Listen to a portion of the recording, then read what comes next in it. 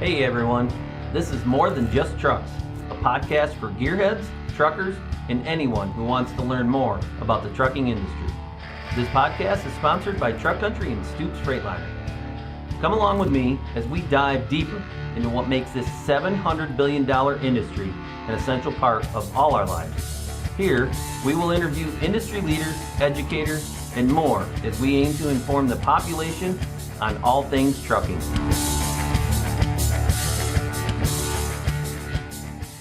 Hello and welcome to More Than Just Trucks podcast. I'm your host, Ray Clark. And on today's show, I have with me some high school students in our training program. We recently partnered up with NICC, our local college, and Dubuque Community Schools. We have some juniors and seniors that are able to take a diesel truck training course right here at our own training center in Dubuque, Iowa. And along with that, they are able to receive credits that'll carry over into their college degree so they can take those into NICC and further if they want.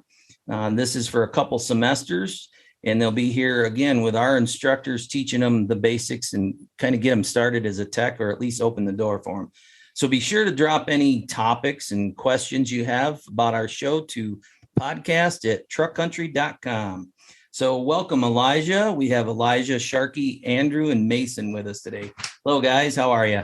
Good. It's going good. So, hey, listen, I got questions here for you, and I wanted to prompt them. Let's start with you, Sharkey. So, how long have you been interested in working in the mechanics field? How long is it? Probably started in middle school. My brother got me into working on cars. Like, he had a '98 Subaru Impreza that he was working on. So I helped work on that with him. Is that kind of common for all of you guys? Yeah. Kind of pretty much at a young age. Family type thing, kind of who followed their father around, right? In and out of the garage. Cool. Good. Mason, what attracted you to the Truck Country High School program? My grandpa was in diesel mechanics for the longest time, and he still is. And I kind of got introduced from him, seeing all the work that he does on all kinds of semis and stuff like that. And I kind of got interested off of that because I kind of would just be his butt buddy on the weekends and just watch him and see what he does, and see what he goes through every single day. And I always enjoyed being able to work on semi trucks and be able to put things together. Yeah. So how many else have you really been in the truck side of it at a younger age? Just Mason? Just more or less like dump trucks, I guess. When I was younger, I would learn how to drive a dump truck around like the farmland and stuff like that, but not really worked on them, just drove it around. Okay. All right. So this one, I know Andrew and Aalijah, you guys have had to give some thought to this, because it was like, for me, I think when I asked you guys this the other day, you guys didn't give it any thought until afterwards. So what was your first impressions or your secondary impressions as far as pros and cons of it? You like, what did you think of it right in the beginning? Well, when I first kind of showed up, I kind of got bored of it for the first, week or 2 weeks, but that was mostly because it was just safety briefing, which, as important as it is, everybody knows safety can get kind of boring. Watching PowerPoints on what to do, what not to do, where you can and can't wear your safety glasses, stuff like that.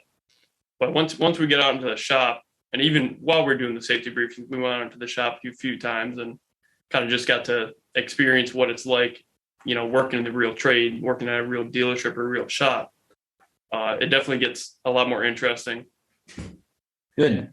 It was more or less just like what he said. Like in the beginning, it was a little bit of a rough spot because it was just so much new to you. It was really new to you guys. So, they didn't really know how to teach, I guess, kids our age. But like I said before, I mean, they caught on really, really fast, and they were able to, teach us the ways for us to actually understand. And, we thought the safety was really boring in the beginning, but at the same time, like, we understood why it was important because, when we go to work in the shops, if we're working on different things and you have rust falling on your face, you have different procedures and stuff you need to follow because, you do it now without hesitation. Right. Before you had to take, 2 weeks just to understand what to do. And get that initiative to start, automatically putting your safety glasses on and stuff. Mm-hmm. Yeah.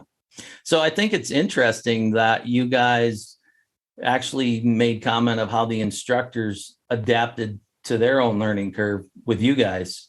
Mhm. So it came into it. And then in essence, you guys adapted to their teaching skills. Because I know that we've had a couple instructors different as our class schedules have changed. So you've been able to get a perspective from our different instructors. How's that been going for you? Because I know some of them have been high speed and overload, it seems like, and then some of them are kind of on an even keel. But Well, it's a pretty good pace so far. I mean, all three instructors we had have been great. I mean, they're good at what they do. Obviously, they're good at teaching. One of the things I have noticed just coming to these classes so far is they might say, okay, this week we're going to be doing this, but you never really know exactly what you're going to do until you show up. I mean, just the other day we were supposed to be tearing down a transmission, and we found Cascadia had a coolant leak. Mhm. Coolant and air hose leak. Coolant and air hose leak, and instead of doing anything with transmissions, we fixed the leak, ran some different lines to plug up some holes, and we did it like it was just a service too. yeah. so it was real to life type Mhm. Yeah. scenario. We So walked in the classroom, our instructor was just like, all right, we had this truck in here, it's got this problem, go over and figure it out. And then we were kind of just Yeah. left on our own. That's what we did. Just the thing you can't really use, a manual for, and it's as easy as just already taking out of the truck right there in front of you. We had to squeeze around different things and take different parts off just to get to those parts that we needed to fix. And I think it's really good experience for the real world, because I mean, you can, you have all these manuals saying the right procedure, do the right thing, but sometimes you got to improvise, and that's part of being a mechanic, is knowing how to improvise and how to do it right and safely. Yep. And Especially on the fly, right? Because, as you guys know and learned from that, right? Here's a driver complaint, Mhm. just like a service advisor would write up. The technician gets that complaint and has to diagnose it, what's wrong with it and stuff. So that's good. Elijah, what stands out really is the biggest thing that you think you've learned about the career working as a diesel tech? Kind of just like the opportunities it can bring, because so far, I started coming here for the classwork and everything like that, but it eventually got me a job over at the dealership where I'm able to see like the technicians just firsthand, because you can come here and you can do the class that we're taking right now and have like a general idea of what it's kind of like.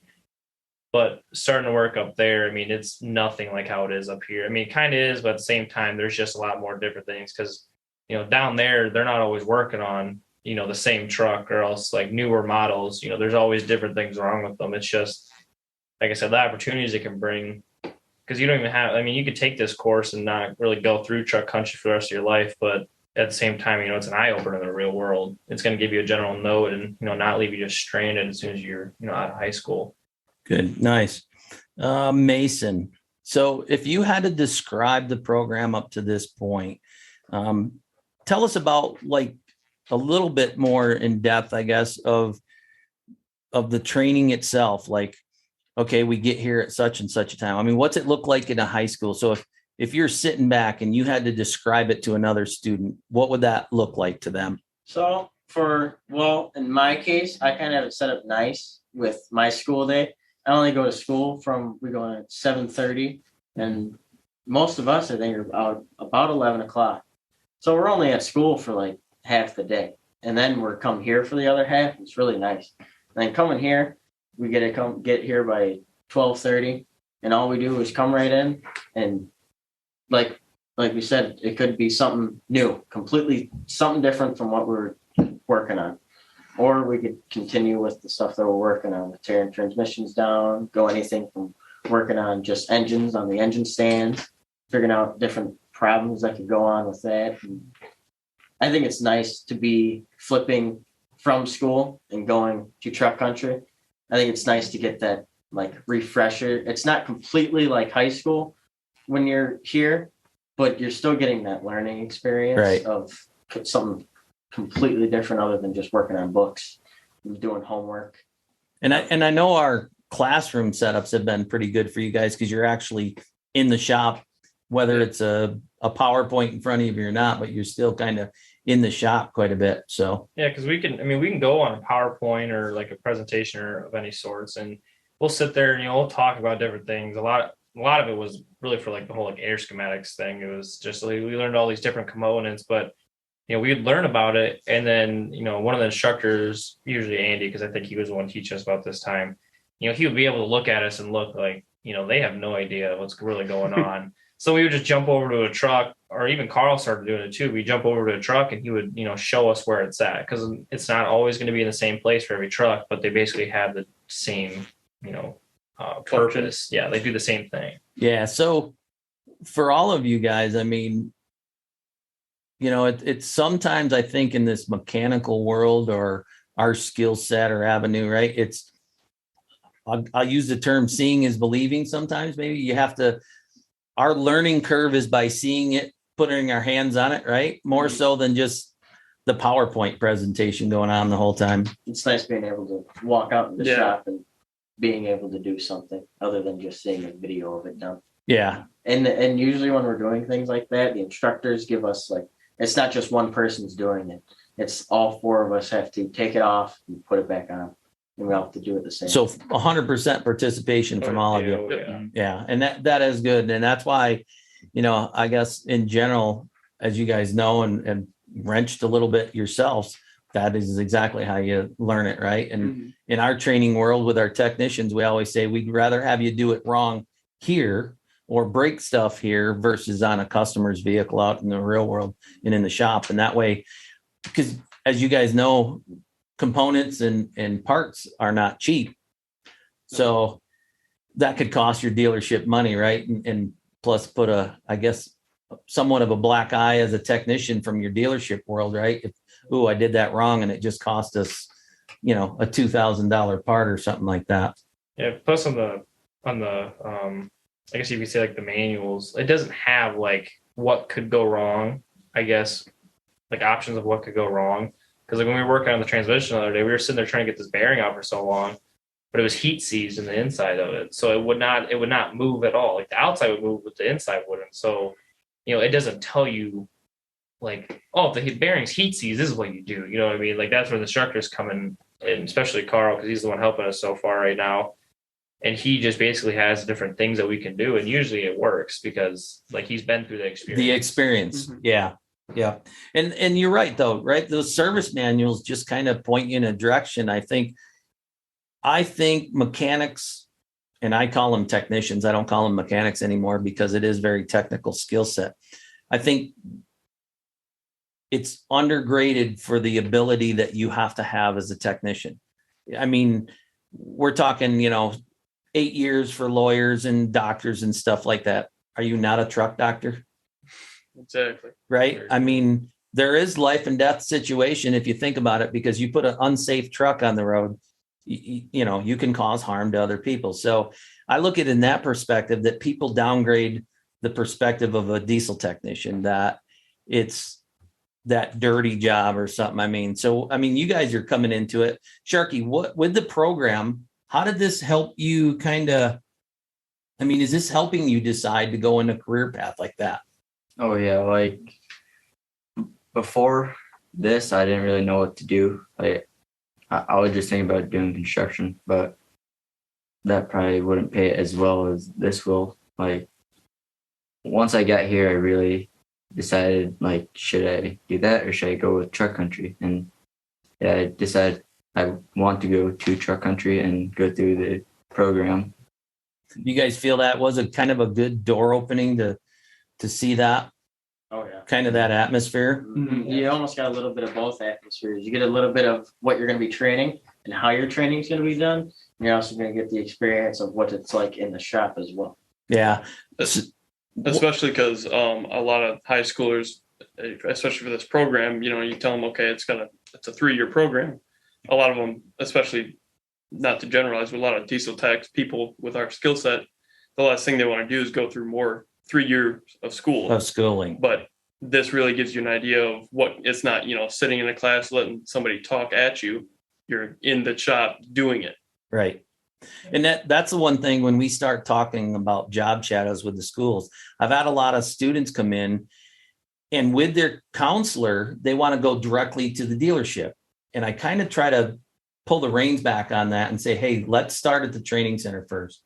And get them to realize, and you guys probably, and tell me if I'm wrong, but there's more to it than just having a toolbox and the parts and saying, hey, it's nuts and bolts, we can replace it, right? Oh, yeah. I mean, in today's world, as we've seen, the advancement of technology in these trucks, and you guys will even get into more of that, is just, to me, a very much an eye-opener. Like I said, you may not have that master's degree from a 4-year and on, but I guarantee you won't need that certificate. I mean, when you guys are 5th-year technicians out on a floor somewhere working, there's, you won't need that certificate. You'll be making good money, and really the knowledge that you'll have in your pocket.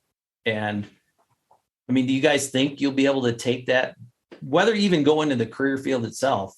Where do you feel the benefits of actually learning the mechanics side of it? I think that just having I've kind of learned, my dad owns a mechanic shop here in town, and I've kind of learned just from working at the shop and helping him out that, just general, almost getting a feel for that mechanic side and figuring out, that's kind of hard to explain. Like if you're, tightening a nut, someone says, oh, just get it snug. If you tell some random person that doesn't have any mechanical experience, they're not going to know what that means. Right. What's snug? They don't know what that feels like, but you get that type of, it's almost like a sixth sense of just, you understand that, okay, you got a motor that transmits power to the transmission, and this is how this works, and this is how this works. And you get that general mechanical experience can get you pretty far in life, even if you don't go into this field. And tell me if I'm wrong on this one. It's a lot of common sense. Oh, yeah. Yeah. I mean, we've been sitting here kind of chatting how technical it is, but there's a lot of common sense that goes into it, right? It's not like it's impossible to wrap your head around it. Yeah. But it's also not the simplest thing. Yeah. Like you said, you can go to be a lawyer for 8 years, but who are you going to pay to do your oil change? We're those people. Like, it doesn't, you can go to school for 8 years and, work that for the rest of your life, but they don't take the fact that, for trucks, it's never the same thing. Like, there's different training, like you have to get recertified in almost I think there's a new one for 2 years or something like that, especially Cummins. Like, you can't just learn and get certified with Cummins and be, certified the rest of your life. They have so much different standards. Updates all the time. Yeah. And you have to keep getting certified. So we're technically never done with school. We just have a break in between. And the future of it, because everything's changing so almost sporadically now. It seems so recently that things are just changing on an instant with. And as you guys see, we just got another new engine platform out on the floor. So again, that's a good way to look at it, right? It's always evolving. It's never going to be stagnant for you. It's never repetitive work. Yeah, I'm just going to say the same thing. It's not a factory job where you're putting the same part on every time. And I can guarantee you that if you were to stay, let's just say a PM guy, in essence, every truck that comes through the door for a PM is not going to be the same oil change and filter. It's something different is going to come through that as you go through that. So Andrew, where do you see yourself kind of going in the future from here? I know you've got a kind of you got some goals in mind. Yep. I'm actually enrolled and accepted to the University of Northwestern Ohio for a high performance motorsports program. That's just been my dream. Basically, my entire life is motorsports. I've always loved them. I've never really had the experience of being around them. No one in my family really does. So we'll see you on pit road in the future. Yeah, hopefully.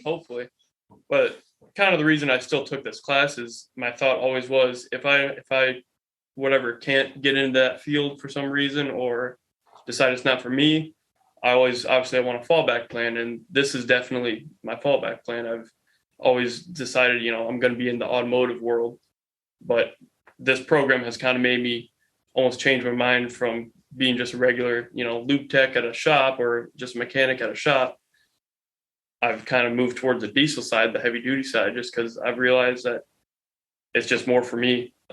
And this program has really opened up my eyes to see that it's definitely would fit my skill set and what I like to do. Nice. What do you think? What's your career goals now? I plan on staying with this path. I like the thought of and just seeing how the teachings, like how it works around here. I really enjoy it. Like, I get excited usually most days to come here. I'm like, oh, sweet. I got to go truck country now. I got to go. That is pretty cool I gotta for go a high crash on some schooler to cars. actually want to go to school, right? Yeah, it makes me want to come here every day and continue to doing this. I'm actually excited for it. I Good, wanna nice. keep going through all of the 3-year program that you have here. Good.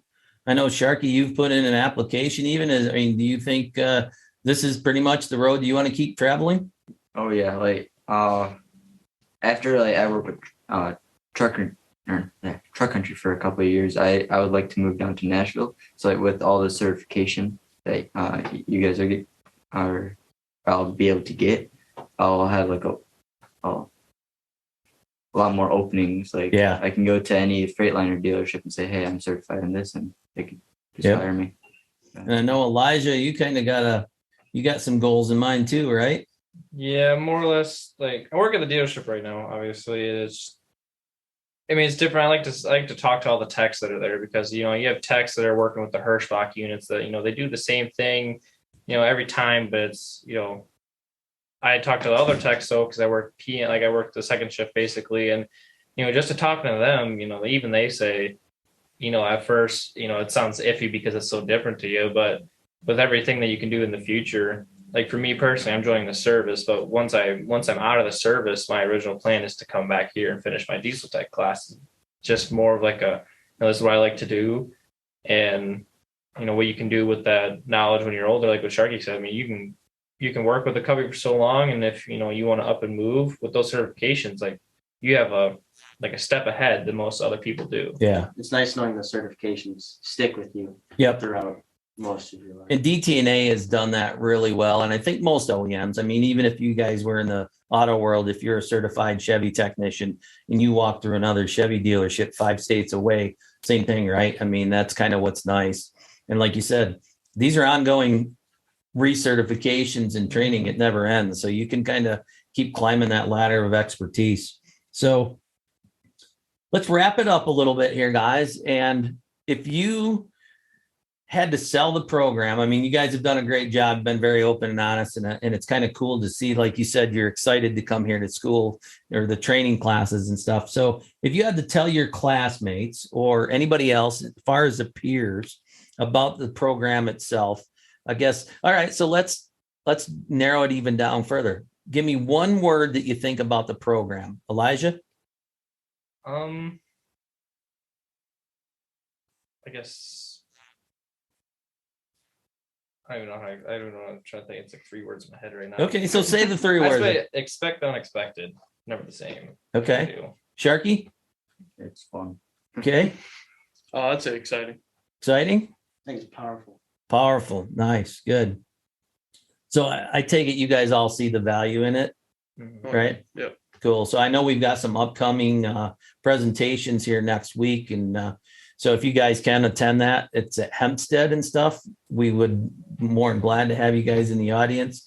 And then I guess just kind of keep promoting that as you guys can see the I don't know if you guys know that, but the need for diesel technicians right now is a huge, huge number. So you guys seriously are in the right avenue really to just keep moving your career.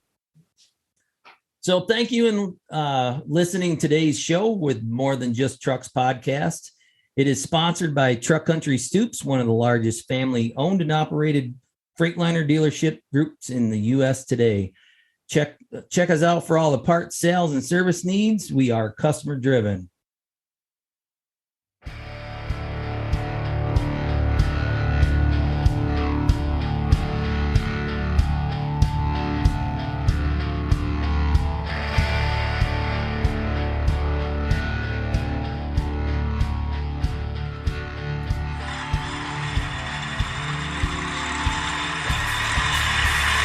Bye.